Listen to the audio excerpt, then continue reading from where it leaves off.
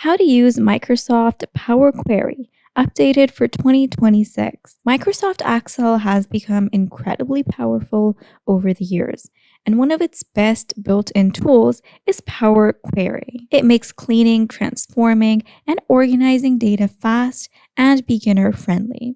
So instead of doing repetitive manual work, you can automate everything in just a few clicks. So let's go ahead and get started. You want to start off by opening Microsoft Excel on your computer. And once you are on the main screen, you can either open up an existing file or just create a new blank workbook. So for now, we'll be starting with a blank workbook. So go ahead and create a blank workbook so we can start right from scratch and clearly understand how Power Query works. And then later, once we understand everything, we're going to open up other files where we already have data put in, and then we'll go through on how to change that up. So opening up our blank workbook, and this is our area. You would have noticed that we've started right away and we have not installed Power Query like you would expect. We're not going to do that because it's already built in. In modern versions of Excel, for example, 2016 version, 2019, 2021, and 2024 version, and Microsoft 365, Power Query is already built in. So you don't need to install anything separately. Now, where are you going to find a Power Query? You'll find it under the Data tab as Get and Transform Data. So over here, when you go up to Data, so go over to the Data tab, and once you go there, you're going to see the Get Data, and then this whole section is on Get and Transform Data. So from here, you can get your data, and then using these tools, you can transform your data. So this whole section here, all of this is Power Query, and it is built in. If you're using a much older version like Excel 2010 or 2013, that's when you need to install it as an add-in. But for most people in 2026, it's already there, so you don't have to worry about that part. And if you've been searching for how to install Power Query, chances are you already have it. You just need to know where to find it, and this is exactly where you will find it. You just need to go over to Data, and then here in the Get and Transform area, you can access all the features that Power Query has to offer. And basically, it's just the place where you import, clean, and transform your data. So now let's move ahead to importing our data into Power Query. So in order to import your data, you want to go over to From Text or From CSV. So when you click here, you can go towards selecting a CSV file from your computer. So from here, I'm just going to select a CSV file, and so I'm going to select this one and import it, and then it should be imported and displayed. So there we go. We have our business sales data CSV, and this is how it looks. So right now we're getting a nice preview of all of our data. Now what you want to do after this is you want to go down and you want to click on Transform Data instead of Load. When you go to Transform Data instead of Loading,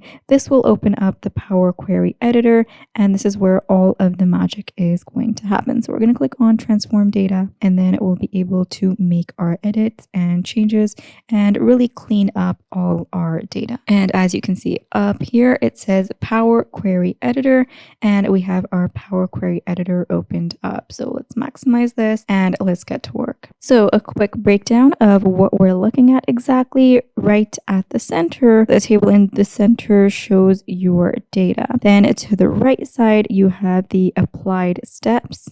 So over here, the applied steps, you have source, promoted headers, and a change type. So these are the steps being applied.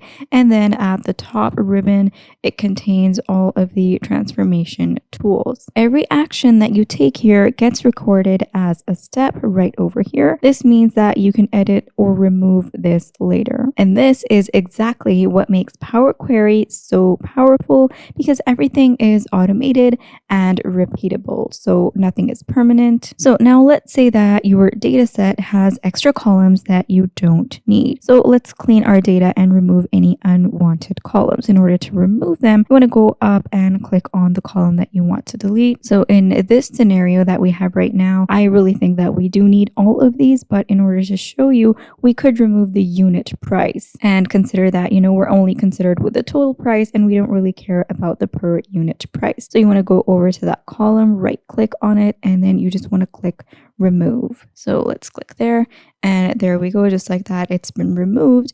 And then that step has been noted here in applied steps. It says removed columns, and you can remove multiple columns the same way to clean up your data set. Now let's go over towards filtering our data, and for that, go over to the concerned column. So we'll go over to the quantity, and then this is the column that we're concerned with. Click on the drop down arrow here, and then from here you can uncheck any of the values that you don't want included. So any value that I don't want, maybe I don't want this one, I don't want this one, and this one. So uncheck whatever values you don't want, and then apply text or number filters. So you have number filters here. Let's apply those. Select. So if you want to filter the numbers like this, you could go for greater than, keep rows where the quantity is greater than, and then select the value. So greater than 2, and okay. And then again, if you go up here, you can also sort your data. It could be either in ascending order or descending order. That is how you are going to sort your data. Now, for example, you can show only specific categories, or you can remove blank rows. So all of that is possible. And now, instead of the drop down, you're seeing this funnel or filter icon, meaning that you have filtered your data. Now, again, every filter that you apply gets saved as a step. So if you go over here and you see you filtered the rows, so this step is saved here as well. Now, let's go towards changing our data types. Sometimes Excel doesn't correctly detect your data format. So in order to fix this, you want to click on the icon next to the column name. So we have our columns here, and then these icons over here. So you want to click on those icons. So right now they are detected correctly, but just to show you, we're going to go and click on this here, and then you can decide what your data type actually is. So you want to choose the correct data type, like it could be text, it could be number or date or time or a duration, or even true, false, and binary. So from here, you're going to select your data type. If it has been selected wrongly, and then you're going to go up here and you're going to correct it. Now, let's say you have full names in one column and you want to split them. So in order to do that, let's see, we don't have names over here right now, but we do have these brand full names here. So we'll just work with those. So first of all, like we do every time, select the column and then go to the top right over here and click on split column. And then we're going to decide a delimiter. Now you could also do this by positions or by lowercase to uppercase or by digit to non-digit. So you could split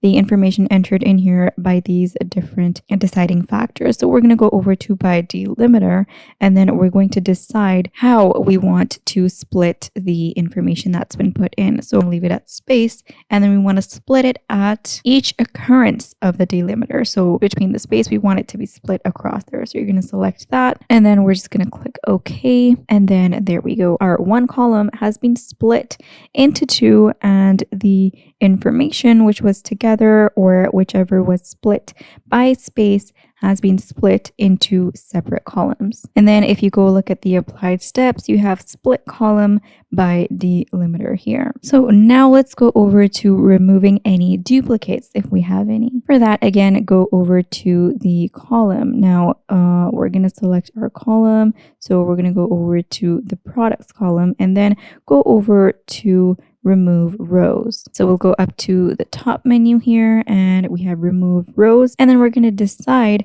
which rows we want removed. So remove duplicates. You also have remove alternate rows and remove blank rows. We're going to remove the duplicates, and then there we go. Almost more than half has been removed. So of course we didn't really need this, but if you need this and if it's required, then it's going to really help keep your data clean and accurate. So now here I want to go back back to the previous version. So from here, what I'm going to do is when I remove duplicates, I want to delete this step from here and go back to a previous step. Now, if I want to delete this part as well, I'm going to delete this, and then I'll be back to when I split those two columns. And then if I want to go back further, I'm going to delete this as well and go right back. And I actually like this version. So we're going to move ahead from here. And from this point on, now we're going to add in a custom column. So you can also create any new columns based on existing data. What you want to do then is click on add column, and you have that option up over here. So right at the top here, you have add column, and then you have several options to choose from. So you could add a column from examples, you could invoke a column function, or you can have an additional column and all that. But what we want to do is add a custom column here. So we're going to click this one, and we're going to add in a custom column and then decide the details on that. So now, considering all the different columns that we have, let's say it's called high value order, and in here we're going to flag all the high value orders. So here we're going to put in the formula, and we're going to say we're going to enter in total. Let's put in if the total is greater than 10,000, then we want it to say yes. Otherwise, we want it to say no. And there we go. So we put in our formula. It's supposed to be else here. So let's apply this, and there we go. And so like that, our custom column has been added. And let's move over and see. So we have our column. It says a high value order, and then any orders which are above 10,000, like we indicated here, say yes, and others say no. So we have our custom column. This is especially useful for preparing data for reports. So now let's say that we are done editing, and let's go ahead and close and load our data back to Excel. So once you're done transforming your data, click on close and load on the top left. We're just going to go back to home, and then here we have close and load. So we're going to click here, and then we are going to close and load. And then that way your cleaned data will now appear in Excel as a new table. And there we go. This is our cleaned up and edited data, and it is now back in Excel as a new table. So we can go through this, all of it, scroll through, and it is edited. So if you go up here, and also you can see that colors have been applied to the table. So if you go up to the table design here, now this is being done automatically, but if you go to table design here,